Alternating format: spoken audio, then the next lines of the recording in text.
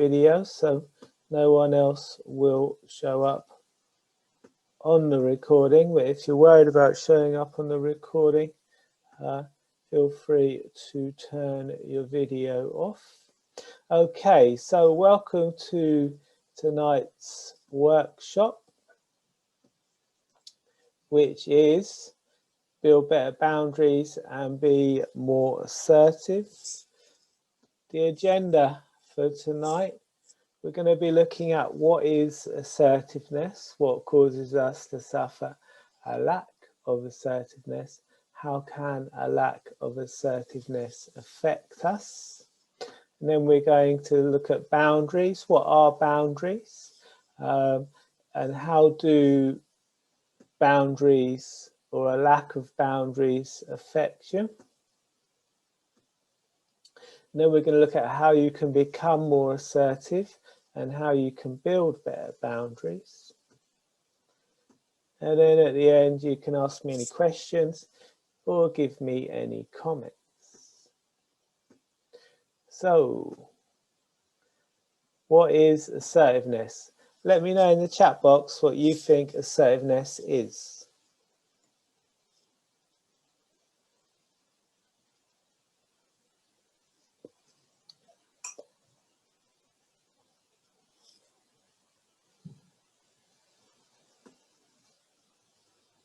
Being able to say no, yep. Hold your ground, yep. Confidence. Letting your voice be heard, yep.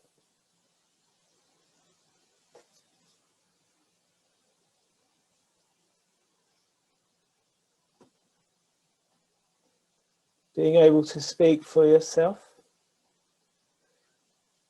yep. To express what you want and what you need, yep. I think it's all of those things. Assertiveness is what we would call a nominalization in NLP. Yep, put your views across, yes. So a nominalization is anything you can't put in a wheelbarrow. And a nominalization happens whenever a person uses a verb as a thing, a noun. So nouns are fixed and definite. Verbs are actions and they can allow for change. So assertiveness can mean many different things. So, okay. To be able to express yourself without being aggressive. Yes, that's very good. Also a very good explanation. So I'd like you to imagine yourself in a situation that you want to change, a situation in which you want to be more assertive, and consider what are your current thoughts, feelings and behaviors in that situation. So what do you do when you're in that situation, and how are you behaving, and what thoughts are you having?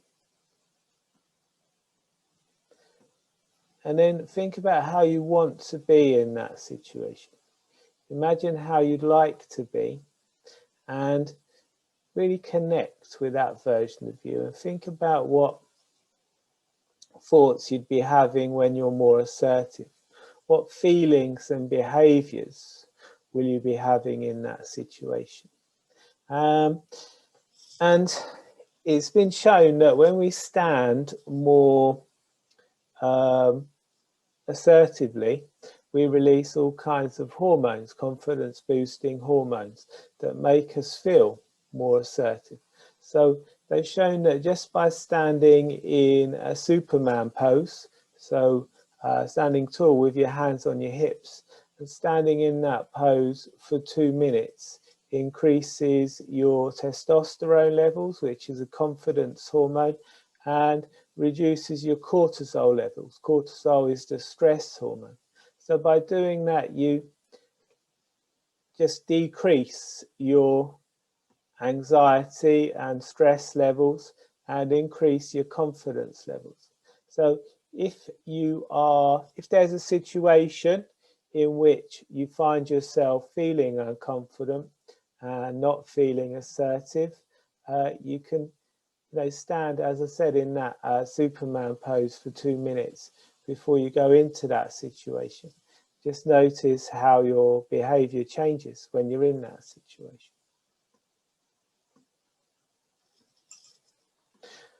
And systems theory says that by changing one part of the system, we can change all parts of the system. So if we increase our confidence, it has a knock-on effect when it comes to increasing our self-esteem and becoming more assertive. Likewise, being more assertive and saying no more often can help us to feel more confident and have more self-esteem. So, whilst issues with self-esteem, confidence and assertiveness usually result from the same experiences, they are not the same thing.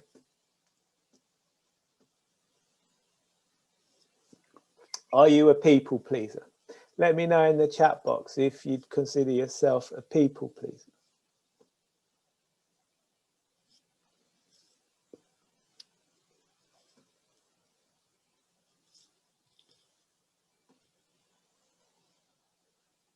Yes, yes. Yep. Yep. Excellent. Yep.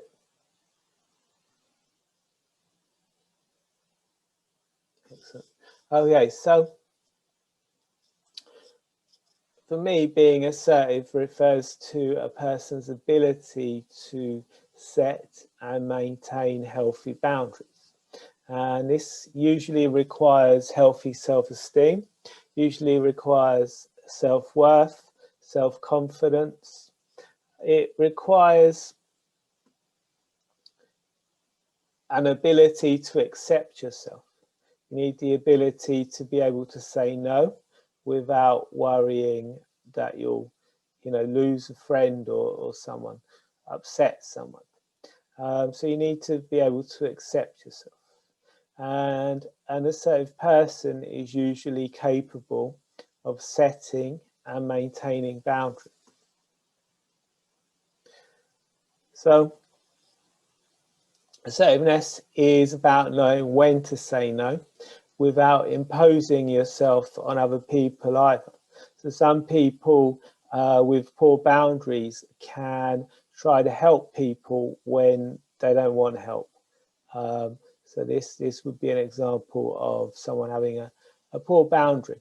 And those kind of people are also going to have assertiveness issues and an inability to say no when help is asked for. So assertive people are usually able to negotiate better and they suffer less anxiety. And at the extreme end of the kind of lack of assertiveness issue, we can have codependence. And codependents often look to the outside world to feel okay. They need other people to make them feel a sense of self-worth. And so they may often find themselves in abusive relationships. They may develop addiction issues, and they often rely on coping strategies such as alcohol, drug abuse, or sex to make them feel worthy.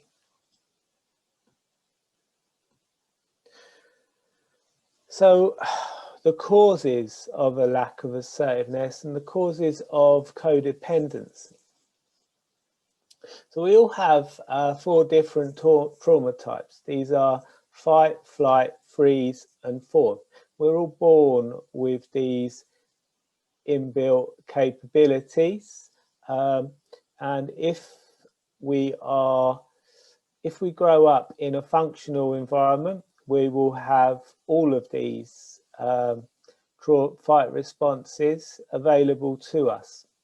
But if we grow up in a dysfunctional family, as 80% of people do, we can overdevelop one of these trauma types.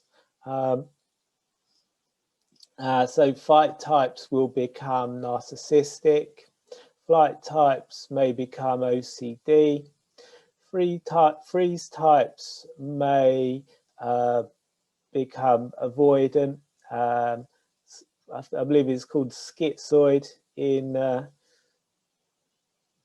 like psychiatric terms. They avoid people, and we can avoid making ourselves vulnerable, so we don't risk being attacked or abandoned.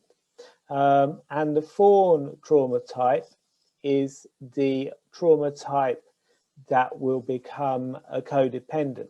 So fawn responders have trouble forming and maintaining boundaries. So the fawn trauma type is most likely to have at least one narcissistic parent, and they probably suffered some kind of enmeshment trauma. Just the thought of saying no may trigger an emotional flashback for the fawn type. So if you're a small child, you can't fight back because you're too small. You can't run away because you're reliant on your parents to look after you. You can't freeze because you're gonna be, in danger. So you fawn, you start to look to put your parents or other people's needs before your own, and you try to make yourself useful so that you don't get you get accepted, you stay safe. So those kind of people will become fawn responders and codependents. And we also can get shamed out of our anger and our ability to defend ourselves. In school, it's one of the first emotions that we're shamed out of. So it's not just dysfunctional families, it's kind of society as a whole. We all have toxic shame, and we're all taught to isolate ourselves from our emotions when we're children. So, as I said, the codependent has completely abandoned the fight, flight, freeze responses, and they've learned to fawn instead. So, self-confidence. So, if a person has self-confidence, they trust themselves and their abilities. They're capable of taking on new challenges and learning new skills. So confidence generally comes from experience. The more we successfully do something, the more confident we become in our ability to do that thing. Self-confidence is more to do with belief and our belief in our own values, our own ability to trust our own judgment. And someone with healthy levels of self-confidence will have faith in themselves. This faith will result in less procrastination and firmer decision-making abilities. When we don't have confidence, or when we don't have assertiveness, we're going to be overcompensating in some other way. So someone with low confidence may look to possessions, and in some cases they may even treat other people as possessions to try and increase their own confidence. So Pete Walker says that codependency is a fear based on inability to express needs, rights, and boundaries in a relationship. So boundaries. So someone who grows up in dysfunction or has trouble setting boundaries, they could have a rigid kind of style. Someone with this kind of boundary setting style will distance themselves from other people. They'll be scared of intimacy. They won't ask for help. They'll avoid relationships. They'll avoid rejection. And they'll believe that they can't trust others. They'll think that everyone's out to get them. So this would most likely be the freeze trauma type. Someone with porous boundaries will overshare personal information.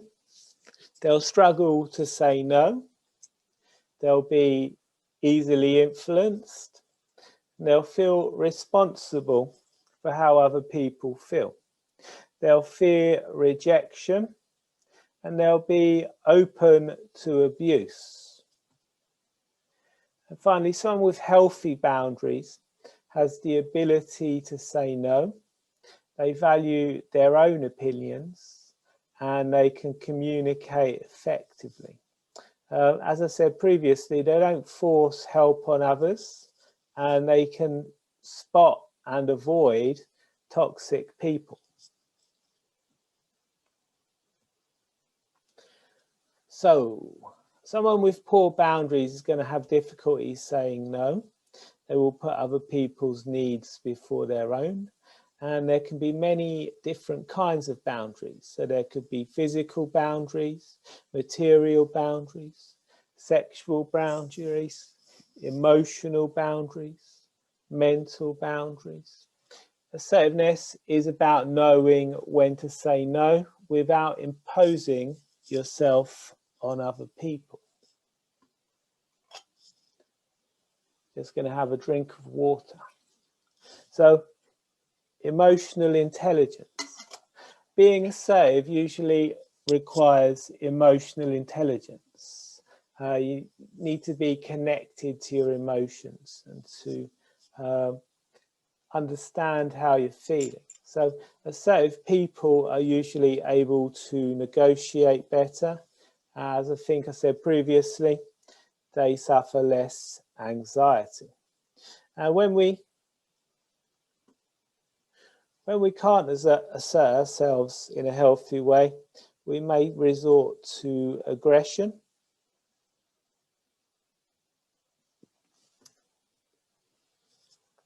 So it's important to know that it's not selfish.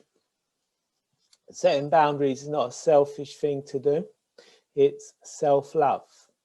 Setting boundaries won't stop you from forming relationships. They'll actually help you to build healthier ones. Relationships that are based on mutual respect.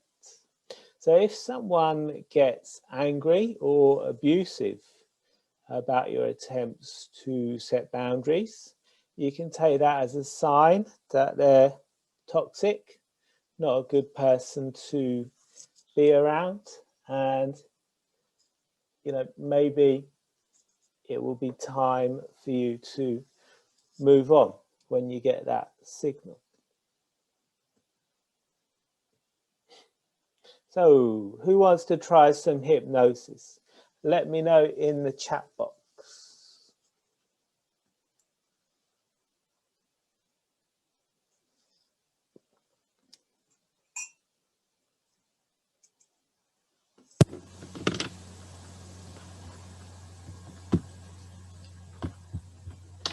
Yes. Excellent. Excellent. So how many of you have experienced hypnosis before? Let me know if you've experienced hypnosis before.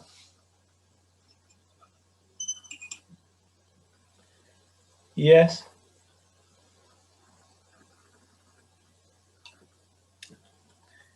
No? Yep, videos on YouTube.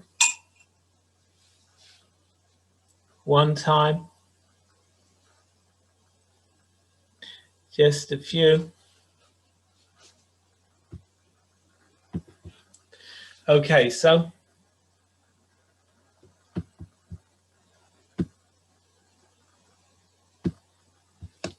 hypnosis is a deeply relaxing state. It's something that we all experience several times during the course of a day. If you've ever driven somewhere, gotten to your destination and not remembered the journey, that would be a state of hypnosis. If you've ever been reading a book and lost track of time, that would be a state of hypnosis. So hypnosis is a focused state of attention. It doesn't have to be a relaxing experience. If you've ever been playing a sport and being totally engrossed in the sport that you were playing, lost track of time, that would be a state of hypnosis. So it's a focused state of attention. With the power of suggestion, we are going to make it a relaxing experience. So just allow yourself to sit back, take a deep breath in, and as you breathe out, just allow your eyes to close. With your eyes closed, you can continue to focus on your breathing. Breathing all the way down into your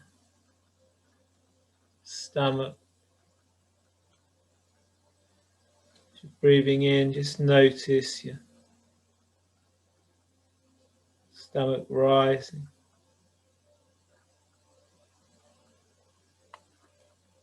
Notice the air flowing back out through your body, coming back out of your stomach into your lungs, out your nose.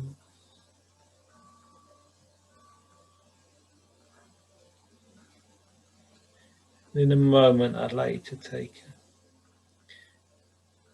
deep breath. I'm going to count to 3, and when I reach the number 3, I'd like to take a deep breath in. Just hold it for a moment. When you hold it, tense all the muscles in your body, all the way down from the top of your head to the very tips of your toes. Then as you breathe out, just allow that tension to release. And feel yourself becoming more and more at ease. Just breathing in now, 1, 2, 3. Taking a deep breath in, holding it, tensing your whole body, and then just letting it out. Allowing that relaxation to flow through the entire body. Allowing yourself to become more and more relaxed, more and more at ease. And hypnosis is not sleep, but it is a state in which positive change can occur. And at all times, some part of you will Be aware of everything that's going on. Another part of you can just drift away. My voice can go with you. To allow yourself to drift deeper and deeper, to relax more and more, becoming more and more at ease, more and more comfortable. And in a moment, I'd like you to imagine yourself standing safely, securely in a lift. And in that lift there are 3 buttons. And the first button is marked with the number 1. When you press that button, you're going to go down into deeper depths of relaxation. The next button is marked with the number 2. Pressing that button will double that relaxation, allowing you to become even more relaxed and at ease. And the final button is marked with the letter B. When you press that button, you're going to be able to go into the very basements of relaxation. So I'd like you to press that first button now. Get a sense of that relaxation increase.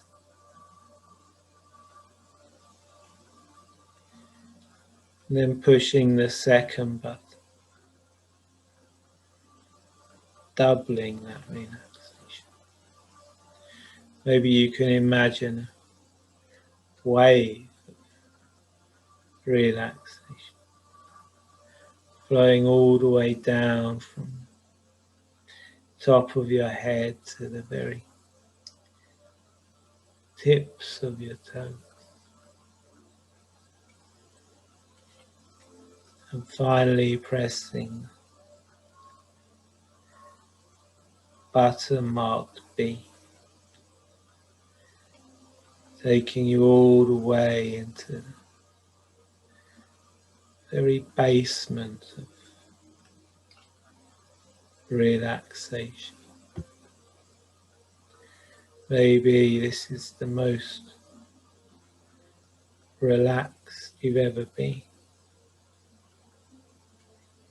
Maybe you can remember time even greater relaxation, calm. Once again, you can allow yourself to focus on your breath, noticing that air flowing in, flowing out, becoming aware of yourself, supported there, here, now. Relax.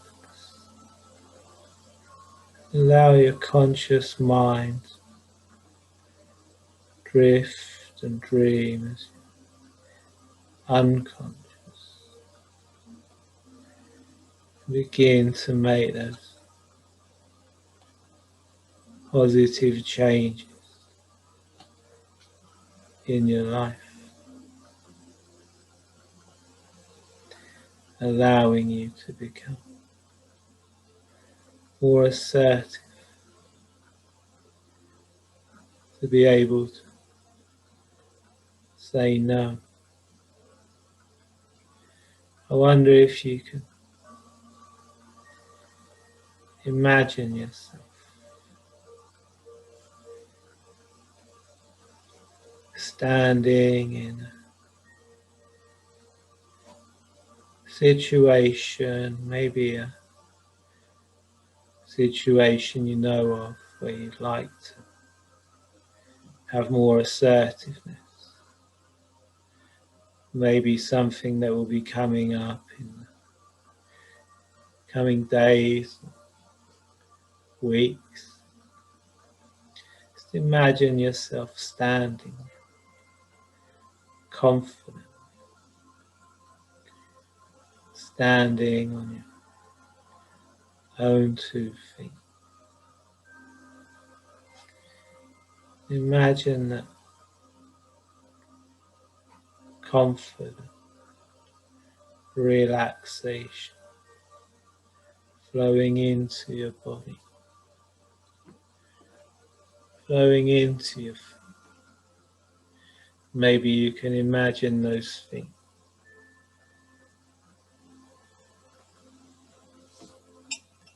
filling up with that confident, assertive energy, flowing up your legs, into your calves, around into your shins, releasing, letting go as it does, driving out any fears, worry, continuing to flow up your legs, into your hips, bringing with it that confident, calming energy, flowing into your stomach, chest, then up your spine. Maybe you can get a sense of those vertebrae comfortably relaxing and letting go, allowing you to stand just a little bit straight, a little bit taller and more confidently, as that relaxation continues to flow in, flow down your arms, into your hands,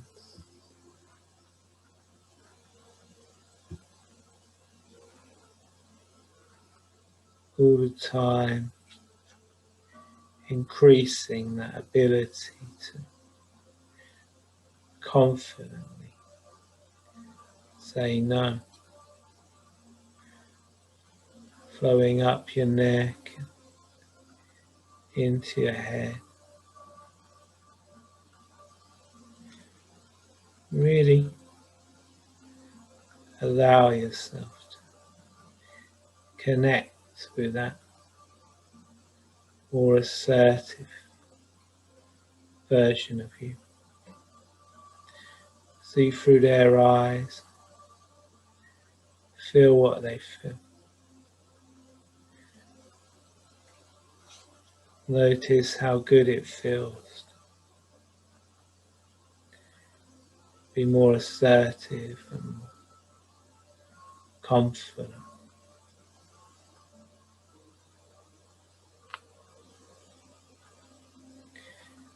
Maybe you can imagine yourself surrounded by a bubble, confident, protective energy, being able to use that energy to maintain your boundaries,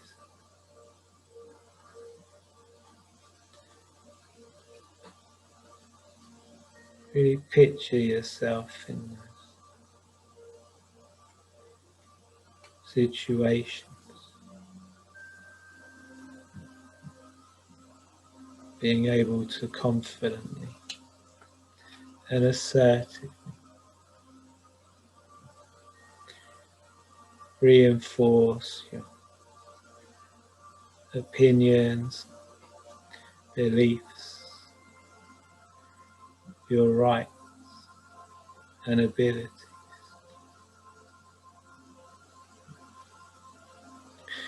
Maybe you can get a sense of yourself smiling, then, now, just noticing how good it feels to have just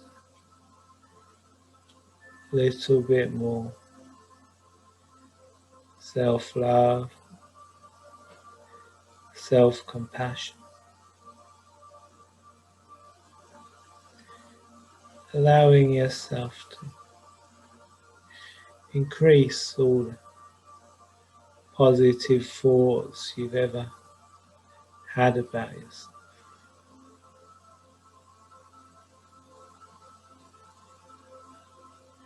I wonder if you can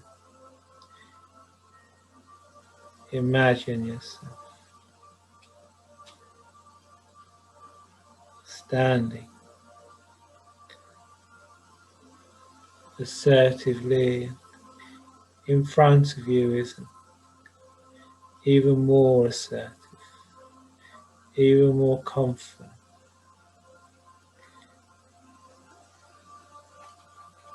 version of you, with an even greater ability to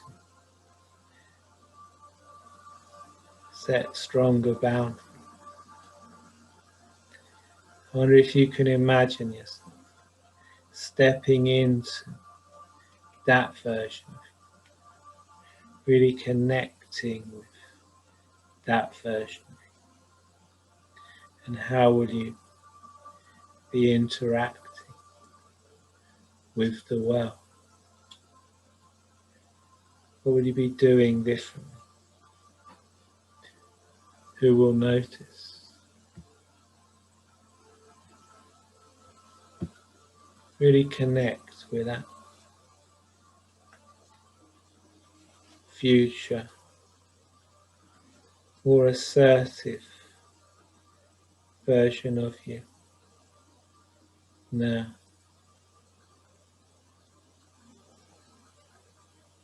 And in a moment, I'm going to count from 1 to 5. When I reach the number 5, you can open your eyes, come back to the present, noticing how good you feel. And you can be curious as to what you'll notice when you notice things have begun to change. So start counting now.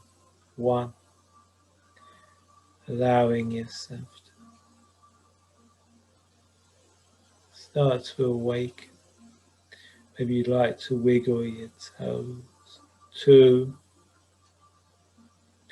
Becoming a little bit more conscious, a little bit more aware. 3 and 4. Maybe you like to wiggle your fingers. After 4 comes 5. The number 5, you can open your eyes, come back to the present, noticing how good you feel. Maybe you like to stretch and yawn. And let me know in the chat box if you like that.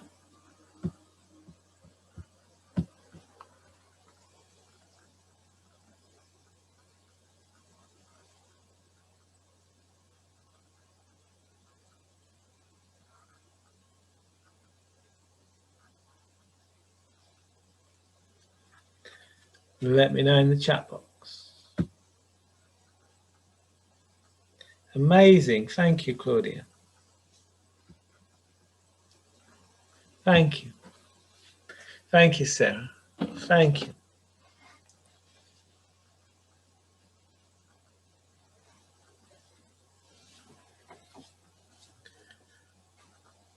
Thank you, everyone.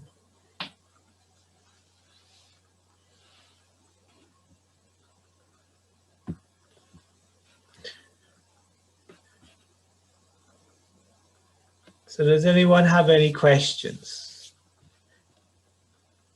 Anyone would like to ask any questions?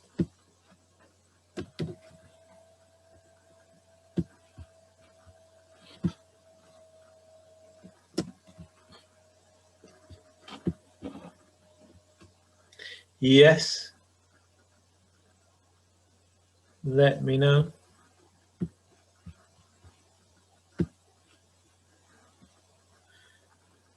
I'm going to ask everyone to unmute. So if you ask me any questions, please feel free to do so.